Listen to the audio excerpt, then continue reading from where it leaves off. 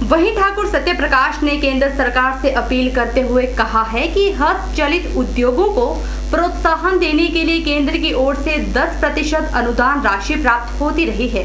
जो कि पिछले 3-4 महीनों से लघु हस्त उद्यमियों को प्राप्त नहीं हो पा रही है। उन्होंने इस राशि को फिर से बहाल करने की अपील की। साथ ही वर्तमान प्रधानमंत्री नरेंद्र मोदी का जिक्र करते हुए कहा कि वे स्वयं एक बड़े बुनकर क्षेत्र से संबंध रखते हैं, इसलिए उन्हें इस विषय में सकारात्मक परिणाम आने का भी विश्वास है। हिमाचल प्रदेश की बुनकर सहकारी सभाओं को और बुनकरों को, चाहे वो सहकारी सभाओं में या नहीं है या कॉरपोरेशन से है, सारे देश के जहाँ जो बुनकर हैं, जो ऊन से संबंधित है, रेशम से संबंधित है और सूती से संबंधित है, उनको पावर लूम का मुकाबला करने के लिए, कंप्यूटराइज्ड सुल्जर मशीन का मुकाबला करने के लिए जो था 10% का अनुदान देती थी। पर अभी पिछले 3-4 महीने से दिया जाता था राष्ट्रीय हथकरघा विकास निगम की तरफ से। हम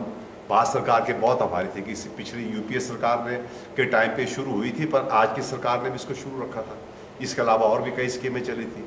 और ये पिछले कई महीनों से मिलता रहा, पर पिछले 3-4 महीनों से ये अनुदान बंद हो गया है, जिससे कि हमारी जो केवल हिमाचल में ही 25,000 जो है इस बुनकर क्षेत्र से जो है जुड़े हुए, और जो घर घर में काम होता वो तो इससे भी ज़्यादा लाखों में, और सारे देश में तो कई से गुना ज़्यादा जो हमारे बुनकर हैं। तो इसलिए ये बहुत नुकसान हमारे बुनकरों को उठाना पड़ेगा मुकाबला करने के लिए। एक तो पहाड़ी इलाका वैसे मुश्किल होता है, इसके लिए भी हमने कहा है, चूँकि माननीय श्री मोदी जी आज प्रधानमंत्री और वो वाराणसी से आते हैं, बुनकरों का क्षेत्र है, हमें पूरी उम्मीद है उनसे कि वो इस 10% की सब्सिडी को जो है वो दोबारा बुनकरों को देंगे।